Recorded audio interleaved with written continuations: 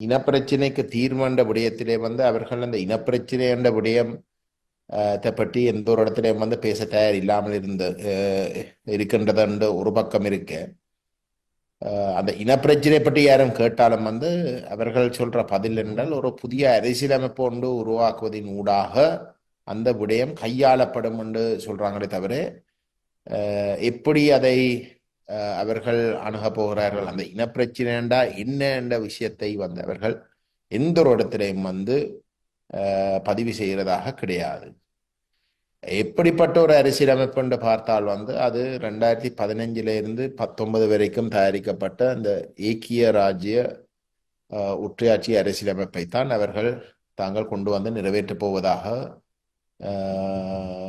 பகிரங்கமாக சொல்லிக் கொண்டு இருக்கிறார்கள்.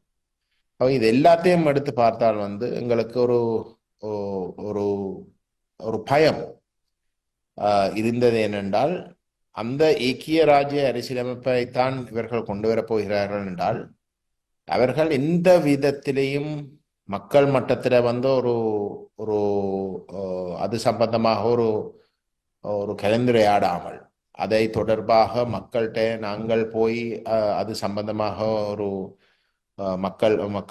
மக்களோட ஒரு விழிப்புணர்வை ஏற்படுத்துறதுக்கு முன்பதாகவே அவர்கள் அதை நிறைவேற்றுவதற்கு யோசிப்பினம். ஏனென்றால் அவர்களுடைய பக்கத்தில் நியாயம் எப்படி இருக்கும்னா, இது ஏற்கனவே பாராளுமன்றம் ஒரு ஒரு கான்ஸ்டிடியூஷனல் கவுன்சிலாக மாற்றி அமைக்கப்பட்ட அதுக்கு பிறகு மக்களுடைய கருத்துக்கள் அறியறதுக்குரிய டாஸ்க் ஃபோர்ஸஸ் நியமித்து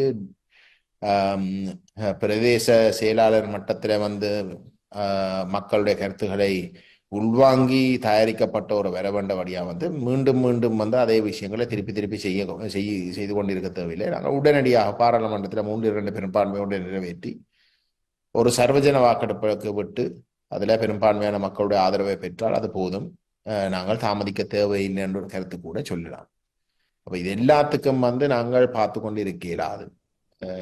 நாங்கள் அவசரமாக அந்த ஏக்கிய ராஜ்ய அரசியலமைப்பு ஒன்று தான் இவை கொண்டு வர போயினோம் என்றால் முதல் கட்டமாக அதை மக்கள் மட்டத்தில் எதிர்ப்பொன்றை உருவாக்குறதுக்கு நாங்கள் அவசரமாக எங்களை தயார்படுத்த வேணும்.